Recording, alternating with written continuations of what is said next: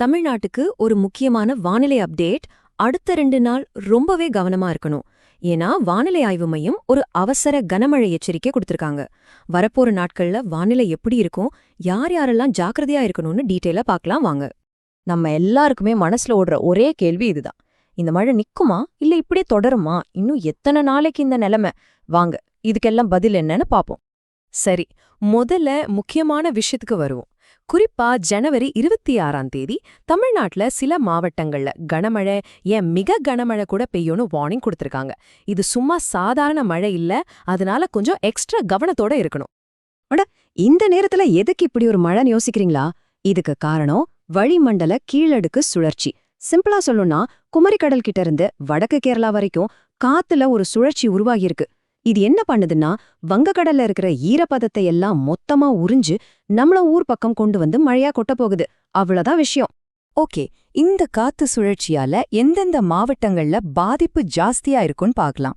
சில இடங்கள்ல ரொம்ப கனமழையும், சில இடங்கள்ல அதை விட அதிகமாவும் பெய்யும்னு சொல்றாங்க.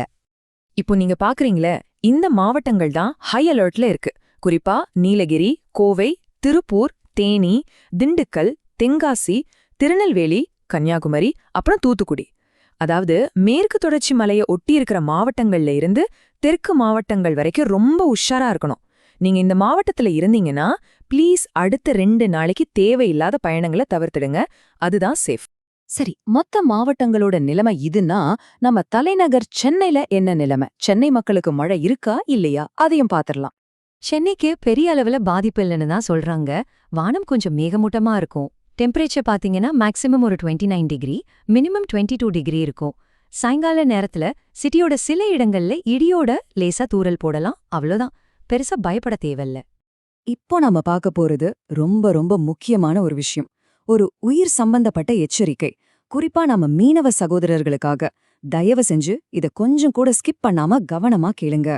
ஒரே ஒரு அட்வைஸ் தான், ரொம்ப தெளிவா சொல்றாங்க. அடுத்த சில நாட்களுக்கு யாரும் தயவு செஞ்சு கடலுக்கு மீன் பிடிக்க போகாதீங்க. இது உங்க உயிருக்கான பாதுகாப்பு எச்சரிக்கை. ஏன் இவ்ளோ அழுத்தி சொல்றோம்னா, குறிப்பா தென் தமிழக கடலோர பகுதிகள், மன்னார் வளைகுடா, அப்புறம் குமரிக்கடல் பகுதிகள்ல கடல் பயங்கர சீற்றத்தோட இருக்கும். அந்த பக்கமெல்லாம் போறது ரொம்பவே ரிஸ்க்.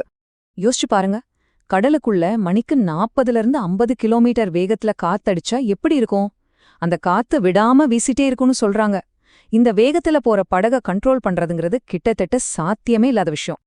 அது மட்டும் இல்ல, திடீர்னு காத்தோட வேகம் மணிக்கு 60 கிலோமீட்டர் வரைக்கும் எகுரோன்னு சொல்றாங்க. இது கிட்டத்தட்ட ஒரு சின்ன புயல் காத்து மாதிரி படகுகளை தாக்க வாய்ப்பு இருக்கு. அதனாலதான் சொல்றோம், ப்ளீஸ் இந்த வார்னிங்க சாதாரணமா எடுத்துக்காதீங்க. சரிப்பா, இந்த மழை, காத்து, எச்சரிக்கையெல்லாம் எப்பதான் முடியும்? நாம எப்பதான் நிம்மதியா இருக்கலாம்? அதுக்கான டைம்லைன் என்னன்னு இப்ப பாத்தரலாம். இந்த டைம்லைன் பாருங்க, ரொம்ப கிளியரா புரியும். ஜனவரி 26ஆம் தேதி கனமழையோட தாக்கம் ரொம்ப ஜாஸ்தியா இருக்கும். 27ஆம் தேதி வரைக்கும் லேசான மழை அங்கங்க தொடரலாம். ஆனா 27ஆம் தேதிக்கு அப்புறம் தமிழ்நாட்டுல பெரும்பாலும் ட்ரை வெதர் தான், மழை நின்னுடும்.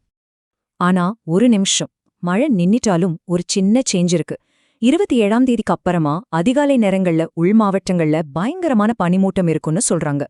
இதுவும் ஒருவிதமான வார்னிங் தான். குறிப்பா வண்டி ஓட்டுறவங்களுக்கு ரொம்ப கவனமா இருக்கணும்.